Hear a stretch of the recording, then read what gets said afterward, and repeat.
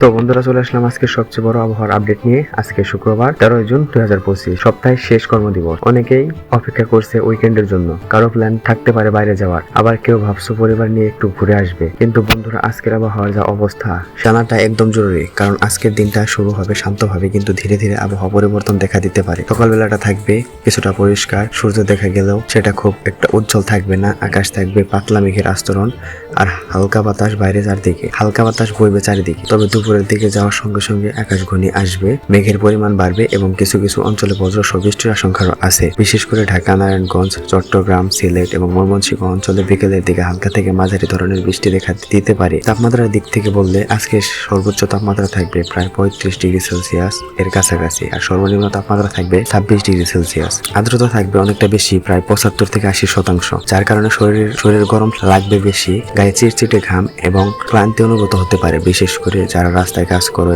বা বাইরের পরিবেশে বেশি সময় থাকে, তাদের দিনটা একটু বেশি কষ্টের হতে পারে। বৃষ্টির সময় রাস্তাঘাটে জলবদ্ধতা ও কাদা, এমনকি হঠাৎ ট্রাফিক জ্যাম হতে পারে। যারা প্রাইভেট গাড়ি এবং বাইকে চলাফেরা করো, তারা অবশ্যই রেইনকোট, ছাতা এবং প্রয়োজনে অতিরিক্ত স্যান্ডেল নিয়ে বের হও, কারণ বিকেল থেকে সন্ধ্যার দিকটা হতে পারে বেশ ভেজা এবং অস্বস্তিকর। আর যারা স্কুল, কলেজ বা অফিস থেকে বিকেলে বাড়ি ফিরো, তারা একটু আগে ভাগে রওনা দিলে ভালো হয়। বিশেষ করে মা বোনদের জন্য বলে রাখি, যারা বাজারে বা বাইরে যাওয়ার চিন্তা করছেন, ছাতা আর পানির বোতল সাথে রাখবেন। আর গরমে একটু স্যাঁতস্যাঁতে লাগলেও চেষ্টা করবেন স্বস্তি রাখার মতো হালকা পোশাক পরে থাকতে। তো বন্ধুরা, এই ছিল শুক্রবার 13 জুন 2025 এর ফুল আবহাওয়ার আপডেট। যারা এমন আবহাওয়ার আপডেট প্রতিদিন পেতে চাও, তারা আমাদের চ্যানেলটি সাবস্ক্রাইব করে পাশে থাকো। আর কমেন্টে জানাও তোমার এলাকায় আজ আবহাওয়া ছিল এবং বৃষ্টি হচ্ছে কি না, নাকি তীব্র রোদ ছিল। ভিডিও ভালো লাগলে একটা লাইক দিও, বন্ধুদের সাথে শেয়ার করতে পারো। দেখা হবে পরের ভিডিওতে নতুন কোনো আপডেট নিয়ে। ততক্ষণ পর্যন্ত ভালো থাকো, সাবধানে থাকো, ধন্যবাদ।